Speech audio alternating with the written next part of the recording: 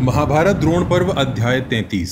इस अध्याय में अभिमन्यु वध का विस्तार पूर्वक वर्णन मिलता है जो आप इस वीडियो में देखेंगे। कुछ लोग मानते हैं कि अभिमन्यु वध दुर्योधन के पुत्र के हाथों हुआ और अनेक योद्धाओं ने मिलकर उसे नहीं मारा, किंतु कुछ लोग अभिमन्यु वध को अनेक योद्धाओं द्वारा अनीतिकर वध मानते हैं। इस वीडियो का उद्देश्य यही है, जो भी महाभारत में लिखा है सिर्फ वही आपको बताना। देखकर आप खुद निर्णय कीजिए। संजय धृतराष्ट्र को युद्ध का विवरण बताते हुए कहते हैं, राजन, जब अर्जुन ने आपकी सेना को पराजित कर युधिष्ठिर की रक्षा कर द्रोण के संकल्प को विफल कर दिया, तब आपके सैनिक, जिनके कवच छिन्न भिन्न और धूल से भर गए थे, द्रोणाचार्य की सम्मति से युद्ध बंद करके हारे मन से शिविर की ओर चल दिए।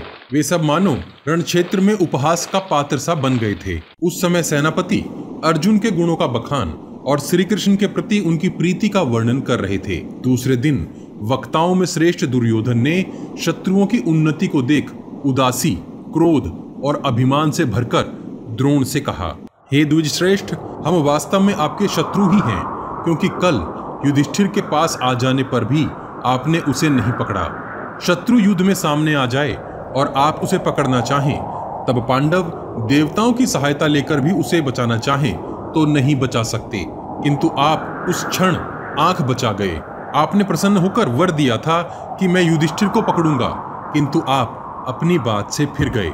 द्रोण इस प्रकार के शब्द सुनकर व्यथित होकर दुर्योधन से बोले, मैं तुम्हारा हित करने के लिए सदा उद्योग किया करता हूँ, अतः तुम्हें ऐसा नहीं समझना चाहिए। किंतु अर्जुन जिसकी रक्षा करता हो उसको देवता, असुर, गंधर्व, यक्ष, राक्षस और नाग भी नहीं जीत सकते। जहाँ जगतकर्ता गोविंद और अर्जुन खड़े हों, वहाँ भगवान शिव को छोड़कर और भला किसका बस चल सकता है। हे तात अर्थात पालन करता, मैं यह सत्य कहता हूँ कि आज रण में मैं किसी एक बड़े महारथी का अवश्य नाश करूंगा। मैं आज सेना के ऐसे व्यूह की रचना करूंगा जिसे देवता भी भंग न कर सकेंगे। परंतु हे राजन, कुछ उपाय कर अर्जुन को वहां से दूर ले जाना होगा। युद्ध में ऐसी कोई भी कला नहीं है जिसे अर्जुन ना जानता हो। उसने मुझसे और अनेक गुरुओं से सब कुछ सीख लिया है। द्रोण के ऐसा कहने पर संसप्तक गणों ने दक्षिण दिशा में जाकर अर्जुन को युद्ध के लिए ललकारा और उन्हें दक्षिण दिशा की ओर ले गए। संजय ने धृतराष्ट्र से कहा, हे राजन, उस समय अर्जुन का शत्रुओं से ऐसा युद्ध हुआ जैसा पहले कभी न देखा न सुना है। इधर द्रोणाचार्य ने भी ऐसा सुंदर व्यूह रचा जो शत्रुओं को ऐसा संताप देता था जैसा मध्याह्न काल में सूर्य नेत्रों को पीड़ा देता है। हे भरतवंशी राजन, उस चक्रव्यूह को अभिमन्यु ने अपने बड़े ताऊ युधिष्ठिर के कहने से दुर्भेद होने पर भी अनेकों प्रकार से छिन्न भिन्न कर दिया था। हे राजन, उस समय अभिमन्यु ने सहस्त्रों वीरों को मारकर बड़ा भारी दुष्कर कर्म किया था। द्रोण, अश्वत्थामा, कृपाचार्य, कर्ण, भोज और शल्य ने इकट्ठे होकर उसे घेर लिया था और दुशासन के पुत्र ने उसे पकड़ लिया था। हे राजन, वहां अभिमन्यु ने लड़ते लड़ते अपने प्राणों को त्याग दिया। उससे हमारे योद्धा अत्यंत प्रसन्न हुए और पांडव शोक में डूब गए। अभिमन्यु के मारे जाने पर सेनाएं छावनी की ओर लौट गई। धृतराष्ट्र ने कहा, हे संजय, पुरुषों में सिंह के समान अर्जुन का पुत्र अभिमन्यु, जिसने अभी पूरी तरुणता भी नहीं पाई थी, जो अभी बालक ही था, उसको मरा हुआ सुनकर मेरा हृदय फटा जाता है। हे संजय, धर्म को रचने वालों ने क्षत्रिय का धर्म बड़ा ही दारुण बनाया है, जिसके वश में होकर राज्य के लोभी शूरों ने बालक के ऊपर भी शस्त्र छोड़ दिए। हे संजय, अश्व विद्या में प्रवीण अनेक योद्धाओं ने निर्भय होकर युद्ध में विचरते हुए अत्यंत सुखी बालक अभिमन्यु को किस प्रकार मारा, यह मुझे सुनना है। और हे संजय, उस बालक किंतु अति बली अभिमन्यु ने रथी सेना को तोड़ने के लिए किस प्रकार अपना बल लगाया, यह भी तुम मुझसे कहो। हे राजेंद्र, सुभद्रा के पुत्र अभिमन्यु का संहार, रथी सेना से लड़ने का उसका पराक्रम और उसने युद्ध मैदान में कैसे महाबलशाली योद्धाओं को घायल किया, मैं ये सब आपसे कहता हूँ। आप ध्यान देकर सुनिए।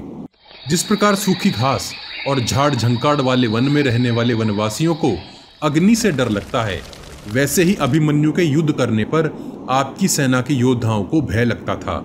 संजय बोले, हे महाराज धृतराष्ट्र, श्री कृष्ण और पांचों पांडव युद्ध में अति उग्र कर्म करने वाले हैं।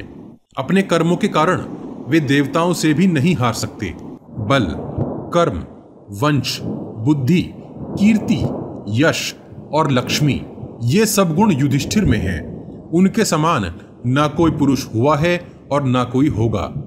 हे राजन, प्रलय काल के यमराज, वीर्यवान परशुराम और रथ में बैठा हुआ भीमसेन, ये तीनों एक समान माने जाते हैं। प्रतिज्ञा का पालन करने में अत्यंत कुशल गांडीवधारी अर्जुन की उपमा क्या पृथ्वी में किसी से दी जा सकती है? परम गुरु भक्त, अपने कर्तव्य और कर्म को गुप्त रखने वाला, विनय, दम, रूप और शूरता, ये 6 गुण नकुल में निवास करते हैं। वीर सहदेव शास्त्र ज्ञान, गंभीरता, बल, रूप और पराक्रम में अश्विनी कुमारों के समान है। महाराज, ये सब उत्तम गुण जो पांडवों और श्री कृष्ण में दिखते हैं, वे सब गुण एक अभिमन्यु में इकट्ठे दिखते थे। अभिमन्यु का बल युधिष्ठिर के समान, चरित्र श्री कृष्ण के समान, कर्म भयंकर कर्म करने वाले भीम के समान, रूप, पराक्रम और शास्त्र ज्ञान अर्जुन के समान तथा विनय और गंभीरता नकुल और सहदेव के समान थी। धृतराष्ट्र बोले, हे सूत, सुभद्रा के पुत्र, अपराजित अभिमन्यु के पूरे चरित्र को मुझे सुनने की इच्छा है। अतः अभिमन्यु ने रण क्षेत्र में किस प्रकार युद्ध किया और वीरगति पाई, मुझे विस्तार से बताओ। संजय बोले, हे महाराज, सावधान हो जाइए और भारी शोक को दबाकर रखिए। मैं आपको आपके संबंधियों के घोर संहार का वृतांत सुनाता हूं, उसको सुनिए। हे महाराज, द्रोणाचार्य ने चक्रव्यूह रचा और उसमें इंद्र के समान बलशाली राजाओं को यथास्थान खड़ा किया। चक्रव्यूह के सबसे बाहरी भाग पर सूर्य के समान तेजस्वी नवीन राजकुमारों को खड़ा कर दिया। उन सब राजकुमारों ने इकट्ठे रहने की प्रतिज्ञा की थी। वे सभी लाल वस्त्र और लाल आभूषण पहने हुए थे। सबके कंठ में सुवर्ण की मालाएं पड़ी थी और शरीर पर चंदन लगा था। उनके रथ भी लाल रंग के ही थे। वे सब एक साथ उत्सुक होकर अर्जुन पुत्र अभिमन्यु की ओर एक साथ दौड़े। उन आक्रमणकारी वीरों की संख्या 10 सहस्त्र अर्थात 10,000 थी। वे सब योद्धा जो एक से साहस वाले थे, आपके पौत्र और दुर्योधन के पुत्र लक्ष्मण को आगे कर अभिमन्यु पर टूट पड़े। हे महाराज, राजा दुर्योधन सेना के मध्य भाग में महारथी कर्ण, कृपाचार्य और दुशासन को साथ लेकर विराजमान थे। उनके ऊपर श्वेत छत्र लगा था और उनके दोनों ओर चंवर और व्यंजन अर्थात हवा के पंखे धुलाए जा रहे थे। इस कारण वे उदय होते सूर्य के समान दिख रहे थे। उस व्यूह के मुहाने पर सेनापति द्रोणाचार्य और सिंधु देश का राजा जयद्रथ सुमेरु पर्वत के समान खड़ा था। हे महाराज, आपके 30 पुत्र अश्वत्थामा को आगे कर सिंधु राज जयद्रथ की करवट अर्थात बगल में खड़े थे। जयद्रथ की दूसरी करवट अर्थात बगल में मायावी गंधार देश का जुआरी राजा शकुनी, शल्य और भूरिश्रवा, ये 3 महारथी खड़े थे। तदनंतर मृत्यु को सामने रखकर आपके पुत्रों का तथा पांडवों का रोमांचकारी युद्ध प्रारंभ हो गया। इस प्रकार द्रोण पर्व का 34वां अध्याय समाप्त हुआ। अगले भाग में हम देखेंगे कि किस प्रकार अभिमन्यु चक्रव्यूह में प्रवेश करेंगे। क्या आपको लगता है कि परिस्थितियों के अनुसार अभिमन्यु को चक्रव्यूह में प्रवेश करना चाहिए था या नहीं?